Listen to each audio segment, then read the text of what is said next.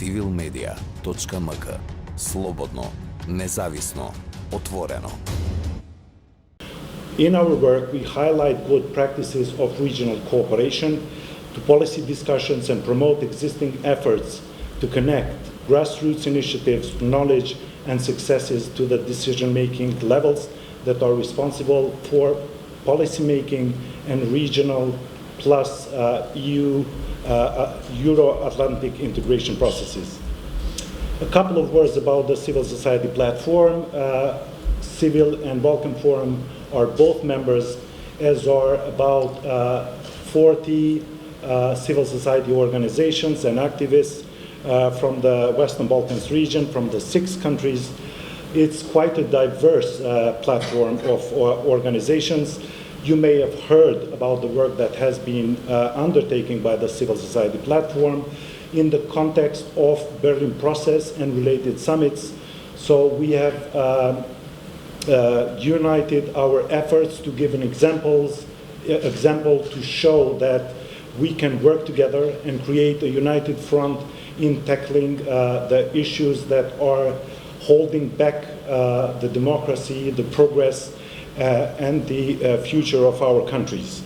And so what we have done is presented joint statements and manifestos to London Summit in 2018, and then Poznan, Sofia, and lastly, the Berlin Summit that were taking place within the Berlin process in general. Together with civil society platform from the Western Balkan 6, including Bulgaria and Greece, we are working to strengthen the relationship and collaboration between civil society, between media, youth, academia, diaspora, and business sectors in the Balkan region. In terms of today's conference, I think Jabir did the opening, but I would like to say from myself and emphasize a couple of critical issues that I believe we are dealing with. But to start with is that we are witnessing different forms of warfare, extremely sophisticated but not unnoticed or undetected, that are threatening our countries and societies and are having severe impact in our democracies and in disturbing peace and progress in our region. Propaganda, disinformation, fake news, however we name them or define them, are proving to be enormously influential in not only disseminating and mobilizing, but in almost having a decisive impact in elections, in referendums, peace and EU Euro-Atlantic integration processes, including in the current pandemic and vaccination. I think we are witnessing that there is plenty of evidence of such a threat to our countries and societies. These forms of warfare are utilized by various actors across the globe and in our region to strengthen their patronage networks, aid transnational crime and corruption, deepen inter and intra-state and community divisions, distract social cohesion, and support raising authoritarianism and ethno-nationalist policies and rhetoric in our countries, which is very unfortunate.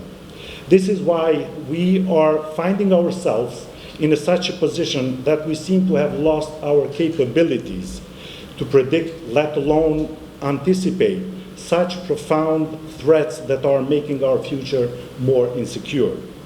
What is also proven is that we find it easier to blame X, Y, and Z and identify and or assess the impact, but less so in taking the blame ourselves for not acting on time and decisively to protect our democracies, our countries and societies from becoming more vulnerable and less resilient to such threats.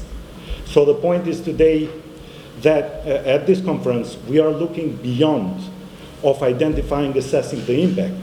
We are focusing on how we can become more vigilant and acting individually and collectively to counter such threats.